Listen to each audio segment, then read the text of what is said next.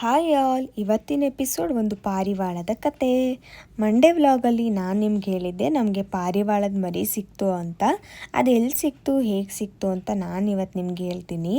Monday as usual ರೆಡಿಯಾಗಿ ಆಫೀಸ್ಗೆ ಅಂತ ಹೊರಟಿದ್ವಿ. ಆ ಟೈಮಲ್ಲಿ ನಮ್ಮ ಮನೆ ಮುಂದೆ ಹಕ್ಕಿ ಕೂಗೋ ಶಬ್ದ ಕೇಳಿಸ್ತು ಅಂತ ಆಚೆ ಹೋಗಿ ನೋಡಿದ್ರೆ ನಮ್ಮ ಹಳೆ ಗಾಡಿ ಕೆಳಗೆ ಕೂತ್ಕೊಂಡಿತ್ತು. ಪಾಪ ಅದಿನ್ನೂ ಚಿಕ್ಕ ಮರಿ ಬೇರೆ, ಕಣ್ಣು ಹತ್ರನೇ ಗಾಯ ಬೇರೆ ಆಗಿತ್ತು. ಸ್ವಲ್ಪ ಬ್ಲಡ್ ಕೂಡ ಬರ್ತಾ ಇತ್ತು.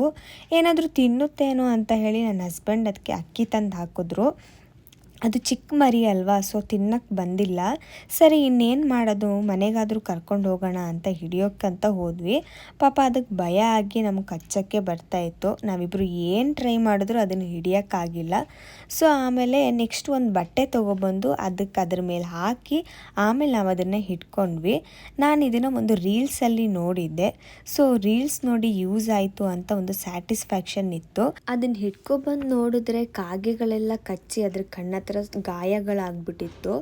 ಆಫೀಸ್ಗೆ ಟೈಮ್ ಬೇರೆ ಆಗಿತ್ತಲ್ವ, ಅದಕ್ಕೆ ನಾನು ಕರೆಕ್ಟಾಗಿ ನೋಡ್ಕೊಳ್ಳೋಕ್ಕಾಗಿಲ್ಲ. ಆದರೂ ಮನೆಗೆ ಕರ್ಕೊಂಬಂದು ನಮ್ಮದೇ ಒಂದು ಕೇಜ್ ಇತ್ತು, ಆ ಕೇಜಲ್ಲಿ ಬಟ್ಟೆ ಹಾಕಿ ಅದಕ್ಕೆ ಅಲ್ಲೇ ಇಟ್ವಿ.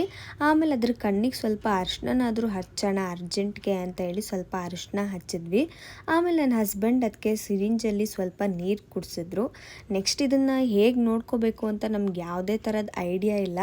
ಸೊ ನೆಕ್ಸ್ಟ್ ಹೇಗೆ ನೋಡ್ಕೋತೀವಿ ಅನ್ನೋದು ನಾವು ನಿಮಗೆ ಅಪ್ಡೇಟ್ ಮಾಡ್ತಾ ಹೋಗ್ತೀನಿ. ಬಾಯ್ ಬಾಯ್.